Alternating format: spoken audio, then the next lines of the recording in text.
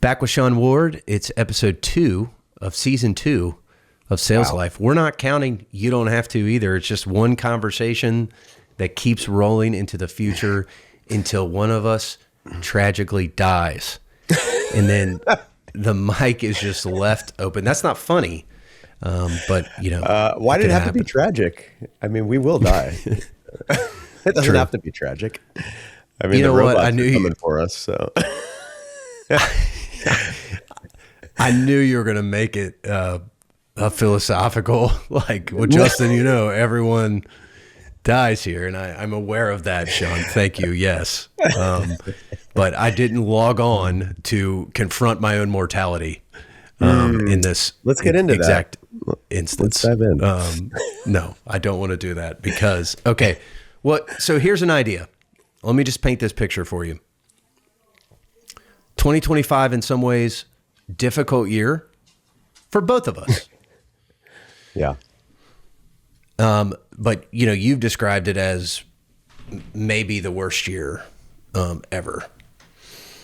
I'd say worst year of my life. Yeah. And I don't want to dwell on that or take you back there, but 26, now we have a new year. It's a new year. It's a new Sean Ward. It's a new season of Sales Life. So let's talk about that, man. Like, you're transitioning from how do you make 26 into an incredible year? We're barely into Q1, barely through half of January. Everybody out there is thinking, how am I doing with my New Year's resolutions or my goals this year or whatever? And I want to talk about making 2026 really awesome. Do you have a word for this year? Like, what's your vibe? What's your 26 vibe? No, I do have a word. I'm not the word guy. I know you like that. Like, have a word for the year. Mine just kind of popped up at the end of last year as like a key, perhaps, for reapproaching like most things in my life. So my word is gratitude. And the reason I have that word is I am excellent at focusing on the 4 things in my life that are not working and just driving at them really hard to try and make them work. That is not a gift. That's a curse, because what happens is I ignore the 96 things that are already going amazing. I take those for granted. I discount them. I don't look at them, and I obsess about the 4 that I need to make right. And that is a recipe for unhappiness. And nothing groundbreaking, but for me, it's like really, really, really embracing gratitude for the 96 things that are going great. Expressing that gratitude, feeling it, thinking about it, in my relationships, with my kids. Like, think about being a parent, right? It's easy to see, so-and-so, kid number 2, they got to work on X, Y, and Z, right? It's so easy, but man, I don't know. I have a family. I have a job. We're healthy generally. Like, I'm alive. Like, these are amazing things that I take for granted. I have friends. I get to talk to a friend in this like, there's so much good stuff. And so that's my focus. I love it. Impressive physique too you have. I mean, the gym membership, whatever you're doing there, it's working. Should be thankful for that. I mean, but honestly, it's a good example. No, I gained 8 pounds over the holidays and I'm like bummed about it. And I was like, you know what? I don't know. I'm healthy. I can work out, you know, I'm not battling a disease right now. It's like, get proper perspective, man. Wake the heck up. So my first thought when you say that is like how people will take it as cringe. Like, oh, here comes a guy who's thankful for everything. You know what I'm saying? Yeah. And I'm 100% on board with you, and I feel it. Like, I genuinely feel like I would tell you right now if I'm like, but I do not read it as cringe. I actually feel that. I think because of different things that have happened in my life, I like this thought. Like, I love the focus on, I just have a family. Like, there are so many people that would just kill to have a family. Totally. And I don't take that for granted. I think that's really powerful. Do you have like a desired outcome for increased gratitude necessarily? No, Or do you feel like it'll no. do something for you in your life? I think it will probably stop ruining my life in my own mind. Again, I'm excellent at focusing on the 4 things that suck and hammering away at them until they're good. But there's things that are outside of my control that, I live in a house with 4 other people. They each have their own wills. My desire for, any of those 4 people to do something in their life ends at my desire for it. I can't reach into them and give them direction or passion for doing something in their lives. And frankly, it's none of my business. So it's like, am I going to focus on that? Or do I just stop where I stop? Okay, I would like you, whatever. I'd like, this isn't a thing for us, but I want my kids to have straight A's. Okay. If that's the thing, that's great. But like pushing down on them and making that, it just doesn't work. And it creates tension unnecessarily. Here's the bottom line. It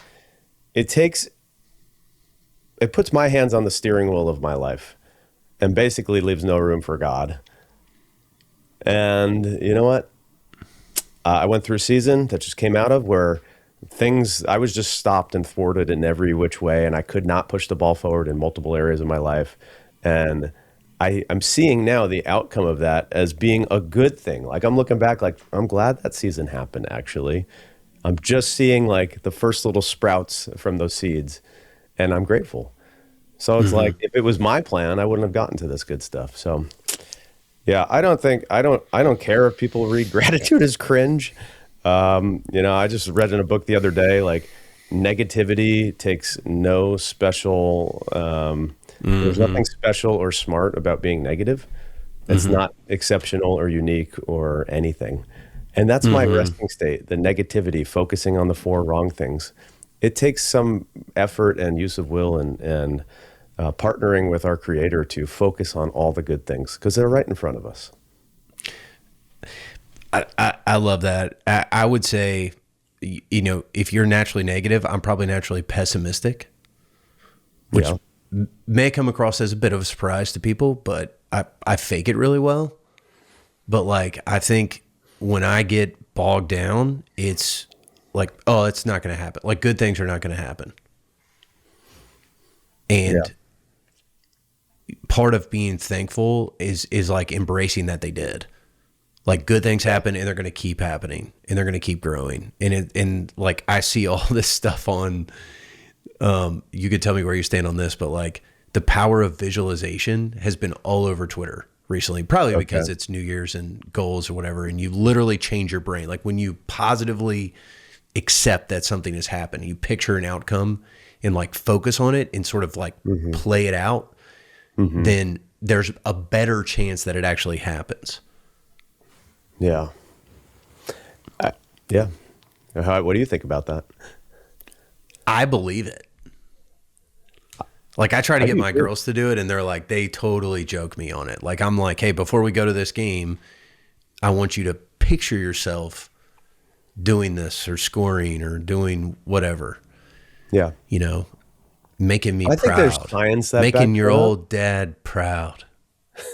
I'm just joking on that. Score one for dad, kids. Yeah. Don't embarrass me out there. Yeah. That's never. Every kid needs a little bit of that, right? No. I believe in that. I think science backs that up. I think it's all good. I think for me right now, at this stage of my life, I'm just like questioning, do I want to do that? Do I want to visualize? And visualizing an outcome and steering towards it is just me steering the ship, right?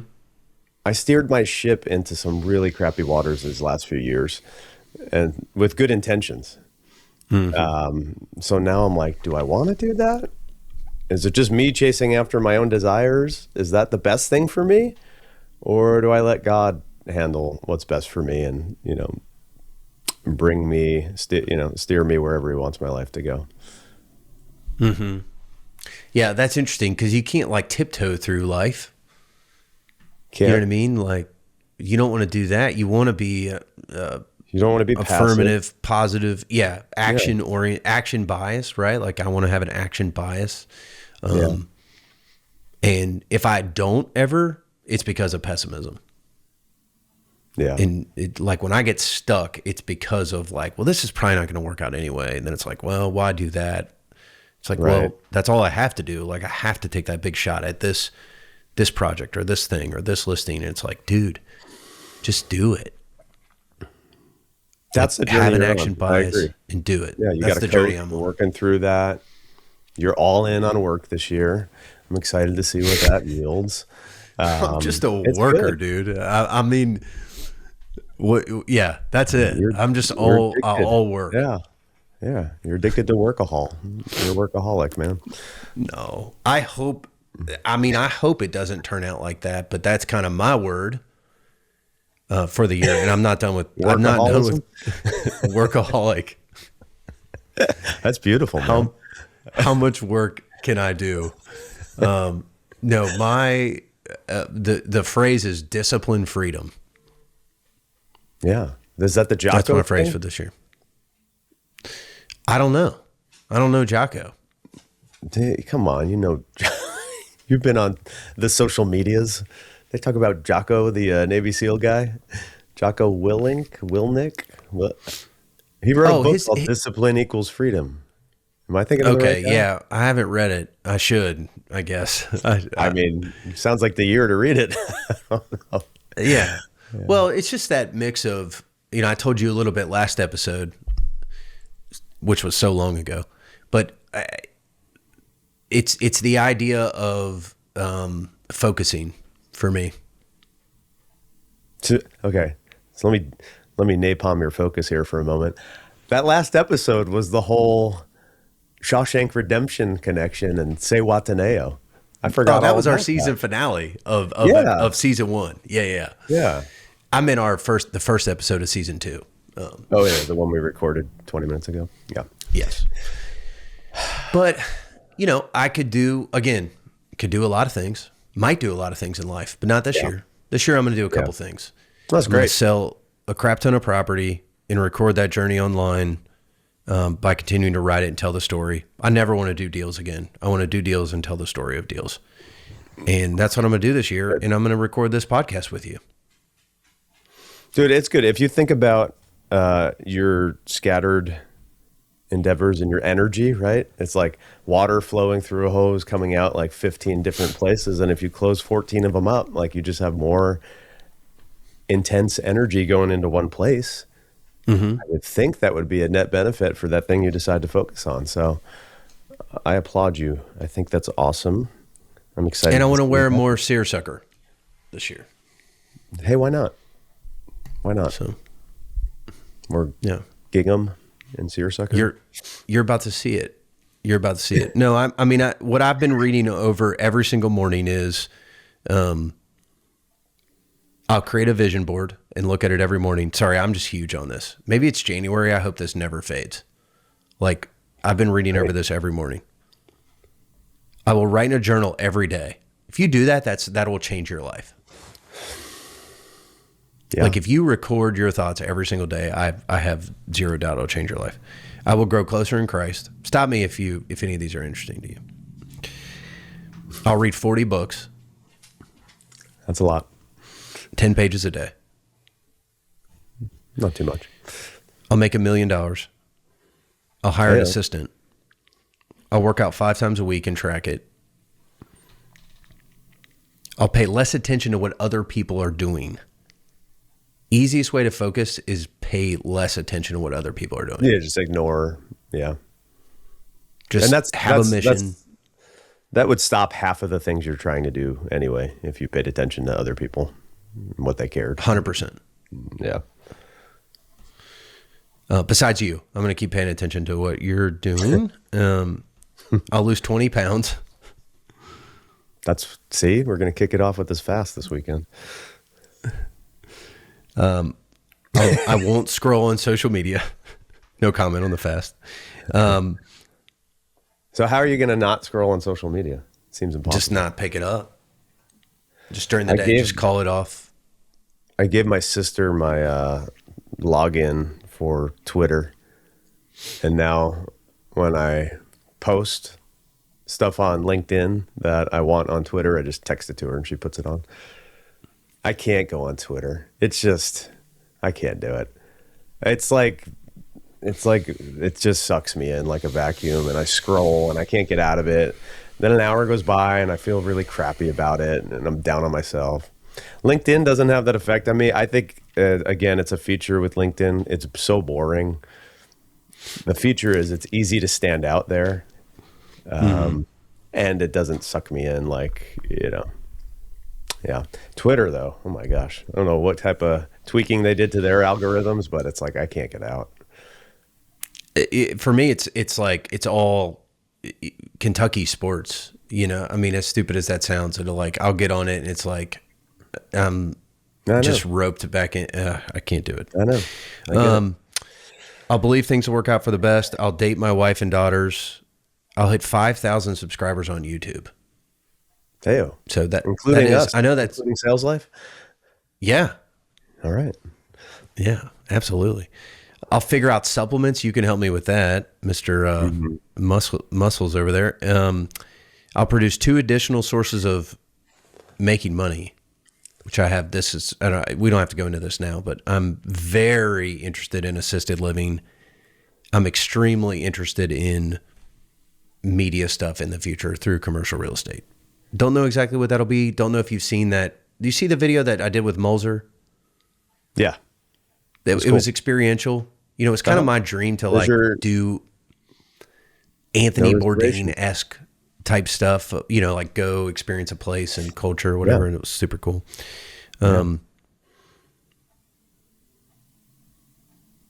Wake up earlier, keep my home office clean and work out of it, and figure out sauna. Like I'm going to buy a sauna this year. I'm going to one tonight. I love it. Great. Well, so you have quite a list. Does that, when you read that list, how do you feel? You read that list, how do you feel? Scared, energized, heavy? What is the feeling? Energized. It's amazing. Yeah. Energized. Like, I mean, some of those are just philosophies and some other ones need to be broken down into steps. Like, how are you going to actually accomplish this or whatever? But the pictures of those things in my mind are like, I can see them.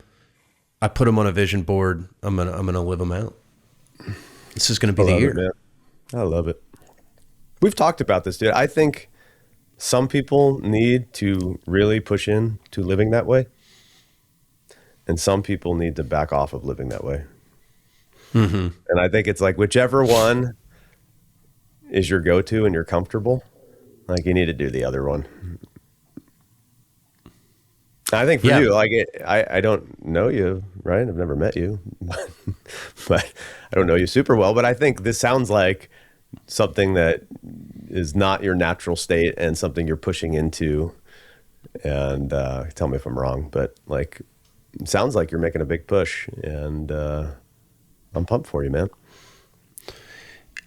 Yeah, and I think 25 for me wasn't as hard as it was for you for various reasons. Not that you can compare, two people's stories, but I definitely think 26 has the potential to be a lot more positive and to produce a lot more just slower, solid memories of which, that I'm, like you said, gratitude that I'm really thankful for. Yeah. And striving through like making big steps in whether it be work or media type stuff or, but yeah, a lot of stories to tell out there. So with gratitude, how will you make it practical? Like maybe that's probably a good way to end this. Like, can you make it practical? Make it practical now. No, I think, for me, again, my natural state is to focus on the things that are going wrong. Not to dwell, but it's like I wake up and it's like my inner to-do list is like, all right, what do I need to tackle? What do I need to improve? What do I need to work on? and I start doing it. But it's like when all that intention and energy goes towards the things that I've deemed as wrong. One, I don't leave any room for the fact that maybe I've judged it wrongly. Maybe it's not wrong. Maybe it's just wrong in my eyes, but it's not wrong in a bigger context. And two, I'm completely ignoring all the things that are right. So, and that I start feeling that angst, and I just get angsty. So I don't have a practice like, every 3 hours I'm going to get down and, journal what I'm grateful for. It's every time I feel pulled into focusing on the 4 things that are messed up, I'm going to just remind myself of the 96. And I'll tell you where this plays out a lot. For me, it plays out in my marriage, right? Like there's a lot of things I have glossed over that are just so great about my wife and our marriage and like the lives that we've built together. And I'm always like, let's get to the next thing, And so my conversations with her are always like, let's plan the next thing. What are we doing it's just so future, and it misses all the goodness right now. And she's excellent at not skipping that, at really like sinking into what is good and relaxing into it. Like she relaxes into it. And I'm so like angsty pushing forward towards something else. I just thought, it's maybe harder to define on a checklist, but it's, I don't know, it's an inner posture of being grateful. Yeah. I mean, if you can provide self-relief for angst, like that's going to make you better at everything in your life. You know what I'm saying? Like the angst is, I mean, there is not a single day that I'm like, I don't want the stress removed from my life. And I don't necessarily know how to do it. Because you're worried about things, outcomes you can't control, money you may or may not make, potential worries. Like I didn't realize how much until 2025 was the year I realized how much I worried. And I'm so sick of that. And gratitude is definitely a way out of worrying about stuff because you're focused on what you're thankful for. Yeah. I think worry, and so I'll just share this because we haven't talked about like the coming out of this hard season. This last summer, so go back 5-6 months, was so hard. I was living with so much fear, and how I got to that place isn't even relevant. What was causing it? The fact is, I had a lot of fear in me, and that's played out in my life as a low-level, constant anxiety that I think I've had my entire adult life. Not healthy. I again, in my adult life, I probably could count on one hand the number of times that I was non-anxious for a period of time. I mean, that's kind of crazy. But now, I mean, I feel like I don't have that at all. And I think a lot of that anxiety stemmed from thinking like my life was on my shoulders. Like I had to make things happen. I had to worry about outcomes. I had to produce, I had to steer the ship. So, for me, the anxiety just it's not a life worth living if it's loaded up with anxiety. So I'm willing to give up some other things to get rid of the anxiety. Yeah. Like namely ambition, giant goals, striving for stuff. Like there being stuff that you're like, I will get, kind of like my whole list. Your list. Yeah. But again, the easier thing for me would be to double down and make a longer list. I've lived my whole life on the lists and the goals and driving towards the thing. There's no new learning and no growth that comes from me making a longer list than the one I did last year. For me. And I just don't believe in blanket prescriptions of the way people need to do life. I think you need to do the opposite of what's comfortable for you if you want to grow. What would you have said if my list was like a small boat, a golf cart, like just all these like recreational vehicles that are literally just like I have a buddy who listens to the show, who I love, who told me one time, he was like, I bought a golf cart. I was like, sweet, dude. And I was like, man, that's like a big, that's a $20,000. And he said, no, I financed it. That's good. And I was just like, Really? He's a I get a listener. golf Please cart hear payment, you know? Yeah. Dude, It's like, that's good. we can't go out, honey. We got that big golf cart payment this month. Well, So you go out on the golf cart. That's what you do. I'd buy a golf cart tomorrow, wouldn't you? I'm selling one, actually. Well, let's do it. Let's auction it off right here. Maybe when you're here, maybe you could just take it back, ride it home. What are you selling it for? What are you selling your golf cart for? Like the reason or the amount? The amount. I don't care about the reason. I just want the pink slip, baby. 10 grand, I think. Oh, it's yeah. How can I get it back? Can you help me get it back? You're gonna for have less to, than 10. You're gonna have to drive it back. Stopping. By the way, I found out this summer to recharge. The reason I said auction it, I found out this summer that I could auction on a guy's trip. I literally hosted an auction, and I did not know. And we had a couple of drinks, so it was like rolling off. But I literally got into the like, all right, we're going to start the bidding at 150. Who? About going to bid it at a 150 now. I'm going to bid it at 175 now. I'm going to bid it at 2. Who? About going to bid it at 200 now. I'm going to bid it at 225. And I was like doing it, and it was a super successful auction. And I didn't know that I could do it. Buddy, I didn't know you could do that either. And I didn't. You know what? Literally, that's a skill. And you know what? AI can't replace that. I mean, no. maybe they could, but that's a skill. Good for you. And it doesn't matter that I can do it. I'm not going to focus on it this year. I'm not inviting it in, right? But it is funny. But it is funny to do. Okay. Sean, episode 2, final thoughts. We're back, baby. We're rolling. We're back. We're privileged to be here. We have to pivot. We will have to pivot a little bit. I want to add more value. Okay. Got to add more value. You want to add more value to our listeners or to myself? To our listeners. What about me? Okay, I got you. Add more value. We knocked the rust off. We got the train rolling again. We have 2 episodes down. You're coming out here to my house to record 3 episodes next week. So kind of what we've always dreamed. And this will be to wet people's whistle a little bit in this, like sort of the episodes we've always dreamed of, which I'll go ahead and preview it now. Chat?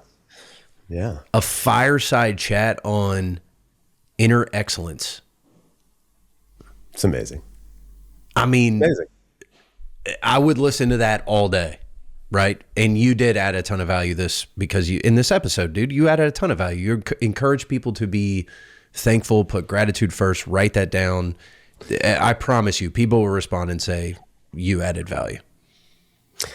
Dude, if my life were to completely unravel and fall apart, I would have, from here on out, full on Job style, I'd have nothing to look back on but to be grateful. I mean, everything is already more than I deserve, dude. Honestly. Which is a daring, dangerous thing to say, but amazing. You know what? Here's the best saying ever, and I feel like I'm living this. I feel the significance of it. A pastor I know would always say, I'm just change in God's pocket, and he can spend me however he wants.